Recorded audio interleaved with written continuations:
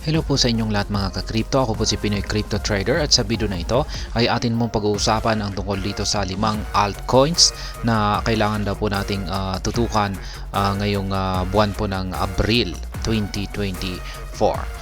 At ayan, bago po natin kilalanin ang 5 altcoins na ito ay nais ko lamang po munang bigyang linaw ang aking disclaimer kung saan ang nilalaman po ng video na ito ay hindi po ito isang financial advice. For education and information purposes lamang po ang layunin nito. Maliban po dito ay nais ko na rin pong magbigay babala na wala pong kahit anumang group chat ang Pinoy Crypto Trader. At ayan, ang unang-una po rito ay si Bonk. Yan, the bullish case for Bonk. Bonk is now one of the biggest meme coins in crypto.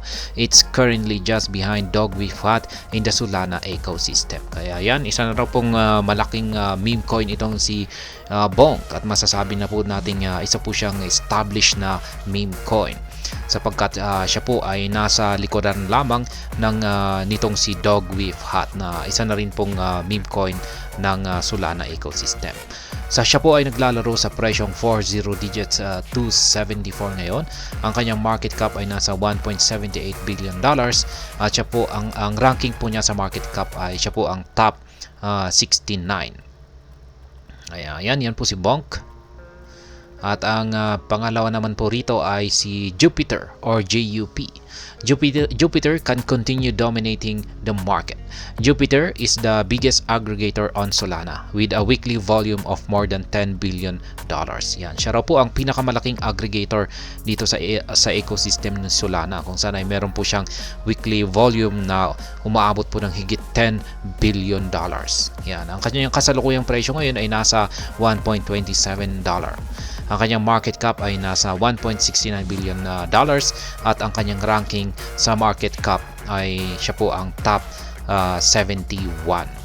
Kaya yan po si Jupiter or JUP. At ang pangatlo naman po rito ay si Pyth Network. Pyth Network is solving a huge problem. Ayan, Pyth Network functions as an oracle network catering to diverse blockchains, protocols, and projects in Web3 and broader cryptocurrency sector. Kaya ayan, medyo technical po ito.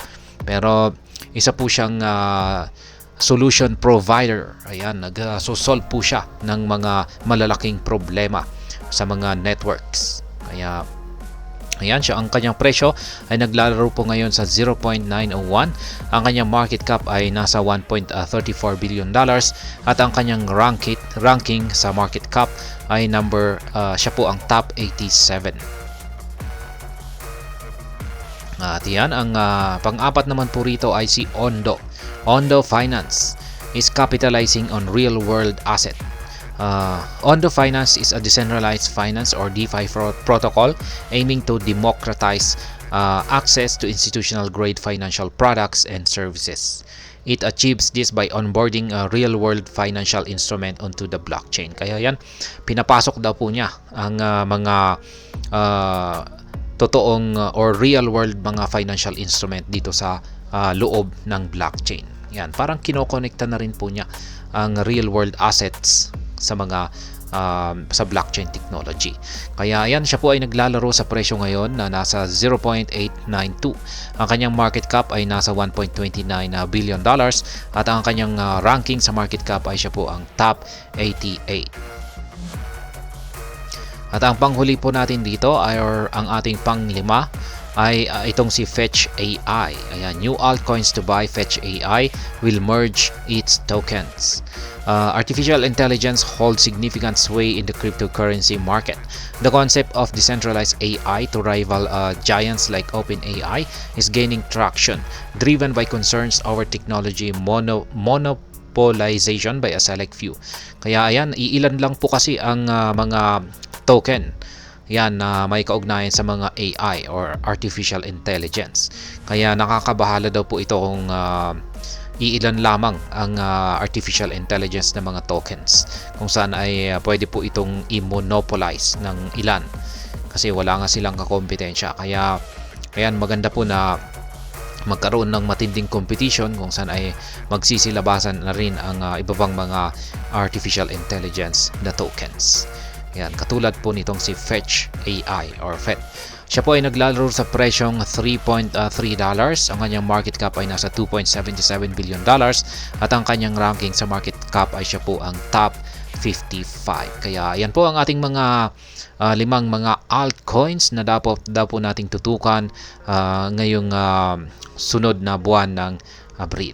At hanggang dito na lamang po tayo sa video na ito. Sana po ay inyong nagustuhan ang aking paliwanag dito. Kung inyo po itong nagustuhan, pakiclick lamang po ang like button nito. Para naman po sa mga bago lamang dito, kayo po ay aking inaanyayahan para mag-subscribe. Pakiclick na rin po ang bell icon nito dahil ito po ang siya magsisilbing notification nito sa mga bago kong videos na akin pong ina-upload sa aking YouTube channel na ito. Marami pong salamat sa panunood. Ingat po tayo lagi at God bless po sa ating lahat.